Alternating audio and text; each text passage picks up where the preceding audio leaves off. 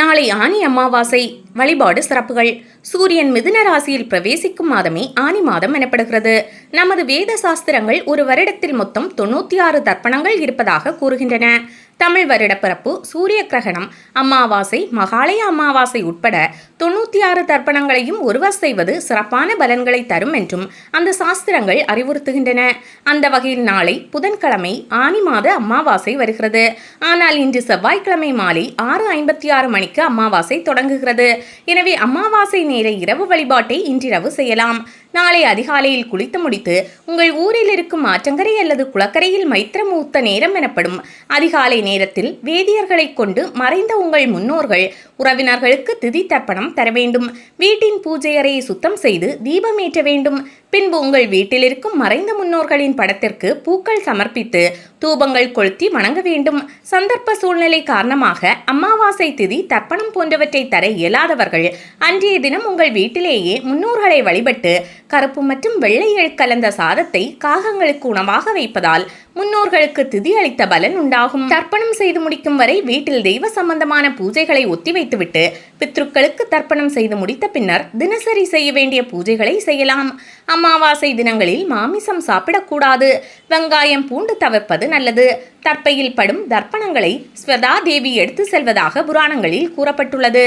பித்ரு வழிபாட்டில் முக்கிய பங்கு வகிப்பது கருப்பு எள்ளும் புனிதம் நிறைந்த தர்ப்பை புல்லும் தான். இந்த இரண்டுமே மிக உயர்ந்த சக்தி கொண்டவை. எள் என்பது மகாவிஷ்ணுவின் வியர்வையிலிருந்து தோன்றியதாகும். தர்ப்பணம் சிராத்தம் செய்யும் போது கருப்பு எள்ளை பயன்படுத்தும் போது பித்ருக்கள் முழு திருப்தி அடைகிறார்கள் என்பது ஐதீகம்.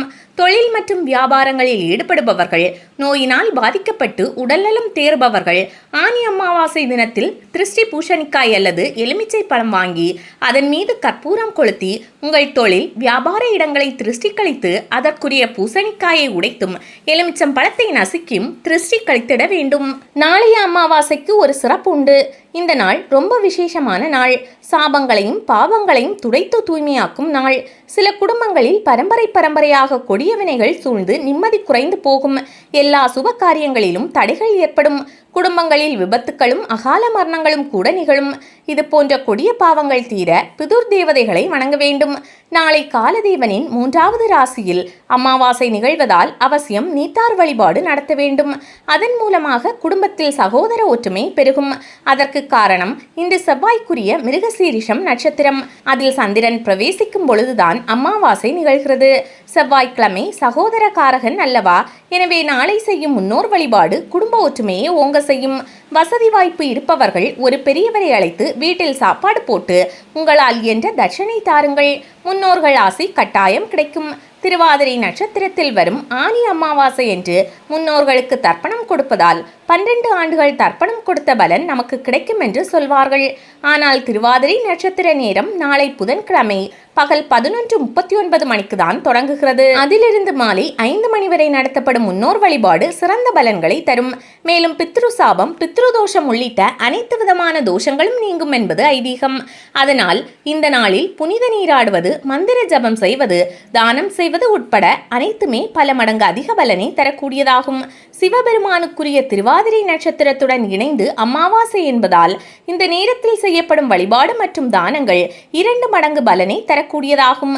நம் ஜாதகத்தில் கிரக கோளாறுகள், பித்ரு சாபங்கள் ஆகியவை நீங்க சில குறிப்பிட்ட பொருட்களை தானம் வழங்குவது மிகவும் முக்கியமானதாகும்.